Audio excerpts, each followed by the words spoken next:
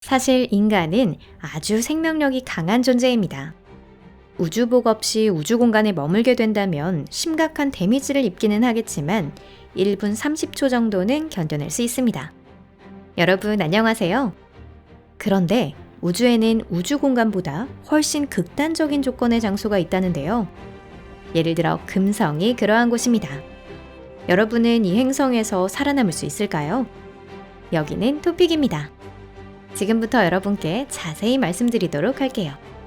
그럼 시작하겠습니다.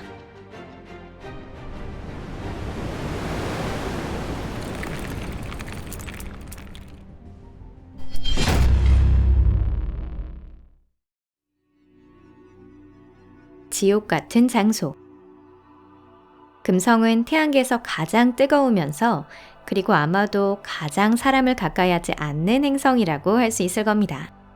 수성에 비해 태양에서 먼 곳에 있지만 훨씬 고온인데요. 이것은 모두 대기, 정확히는 대기의 특수한 조성 탓이라고 할 수 있습니다. 금성의 대기는 강한 온실 효과를 가져오는 이산화탄소가 대부분을 차지합니다. 즉, 금성은 태양으로부터 받은 열을 거의 방출하지 않는다는 것이죠. 또 금성을 한층 더 따뜻하게 데우고 있는 것은 황산, 그 밖의 화합물의 증기로 구성된 농밀한 구름입니다. 이 구름들은 금성을 두꺼운 담요처럼 감싸고 있습니다. 너무 두꺼워서 우주 공간에서 금성의 표면이 보이지 않을 정도입니다. 구름은 샛별인 금성을 가릴 뿐만 아니라 열을 가두기도 합니다. 또한 구름 때문에 이 행성은 낮에도 항상 어둑어둑한 상태를 유지합니다. 즉, 금성의 표면을 한마디로 표현하자면 어둡고 뜨겁고 숨을 쉴 수 없는 곳이라고 할 수 있겠죠. 금성 대기의 질량은 지구 대기의 93배입니다. 만약 금성을 둘러싸고 있는 대기의 막을 모두 액체로 바꾼다면 대서양에 필적할 정도의 크기와 부피를 가진 바다가 생길 것입니다. 금성 표면의 기압은 지구의 92배입니다. 이는 수심 900m 정도의 수압에 해당하는데요. 이러한 조건 하에서 이산화탄소는 기체로서가 아니라 액체로서의 기능을 하게 됩니다. 때문에 금성 대기의 마지막 5km에서는 공기가 마치 시럽처럼 짙어집니다.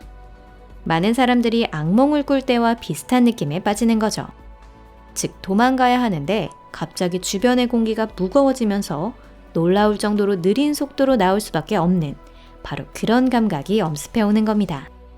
지옥의 문 앞이라는 표현이 딱 맞지 않을까요? 인류가 금성으로 쏘아올린 탐사선 중에 2시간 이상 견딜 수 있었던 것은 없습니다. 이건 기압만의 문제는 아니에요. 예를 들어 마리아나 해구의 바닥은 기압이 월등하게 높음에도 불구하고 보내진 장비는 부드럽게 그곳에 잠수할 수 있습니다. 지옥 같은 더위도 문제라고 할 수 있는데요. 금성은 나비나 주석에 녹는 점을 초과할 정도의 고온과 매우 부식성이 높은 환경하에 있습니다. 그리고 금성에는 항상 황산 안개가 끼어 있습니다.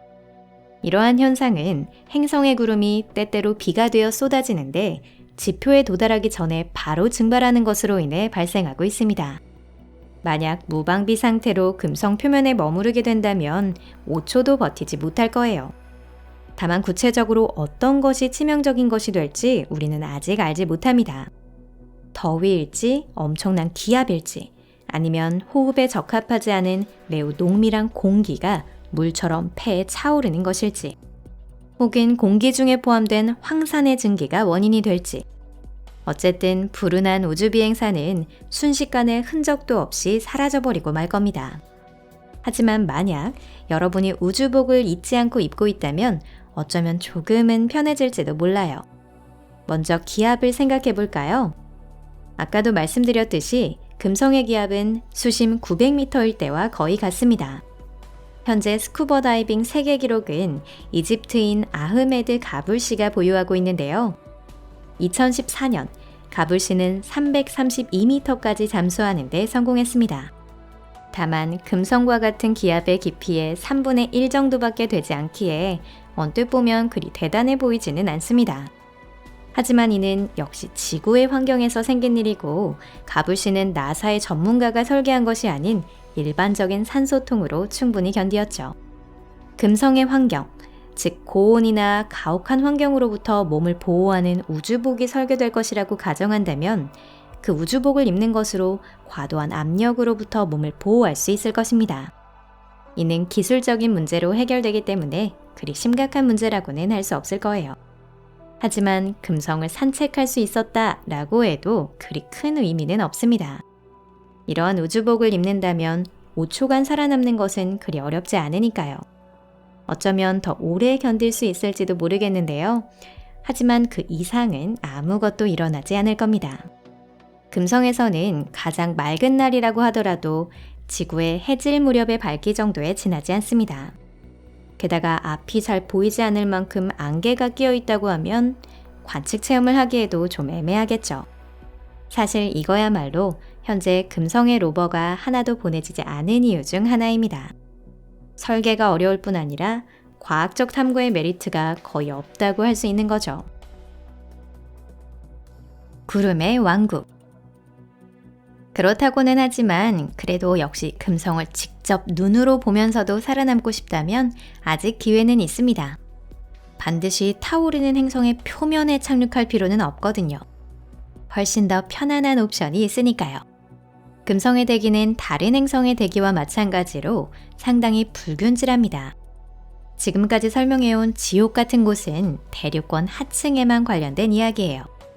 대륙권의 상층부, 고도 50km에서 65km 부근의 조건은 조금 더 낮습니다. 이 근처는 온도도 기압도 지구와 거의 같습니다. 만약 대륙권 상층에서 우주선에서 뛰어내려 5초간 자유낙하할 결심이 섰다면 기억해야 할 규칙이 몇 가지 있습니다. 먼저 숨을 멈출 것인데요. 이 정도로 농도가 높은 이산화탄소 가스는 인체에 아주 위험해서 뇌 호흡 중추가 멈춰버릴 수도 있거든요. 다음은 눈을 꼭 감을 것입니다. 황산이 눈 안에 들어가는 것은 정말 싫겠죠? 즉 여러분은 아마 아무것도 볼 수 없을 거예요. 만약 눈을 떠버리면 금성의 구름이 인생에서 마지막으로 보는 광경이 될 수도 있을 겁니다. 하지만 물론 평생 잊지 못할 만한 스릴을 맛볼 수 있겠죠? 이러한 비행을 마친 후에는 피부에 광범위한 화학 열상이 생길 것이기 때문에 긴급 입원이 필요할 겁니다. 그래도 살아남을 가능성은 있어요. 운이 좋으면 장애도 남지 않을지도 모릅니다. 정말 금성의 구름 경치를 즐기고 싶다면 역시 몸을 보호하기 위한 우주복을 입어야 하겠습니다. 그러면 노란색 혹은 주황색의 구름성이나 금성의 하늘에 떠있는 밝은 수성, 그리고 지구 등 다양한 것들을 볼 수 있게 될 것입니다. 우리에게 익숙한 태양도 금성에서 보면 훨씬 크고 한층 밝게 빛날 것입니다. 역시 샛별은 지구보다 태양에 가까운 위치에 있기 때문이죠. 바로 이 대륙권의 외층과 관련해 태양계 제2의 행성인 금성을 조사하는 몇 개의 흥미로운 프로젝트가 진행되고 있습니다. 사실 지구의 공기와 비슷한 조성의 혼합물은 지구의 헬륨처럼 금성의 대기 중에서는 선화가스가 됩니다. 즉, 금성의 대기 중에 일종의 거대한 기구를 설치하는 것이 가능하고 그 기구를 상당히 오랜 시간 동안 우리가 필요로 하는 대기층에 띄울 수 있는 것입니다.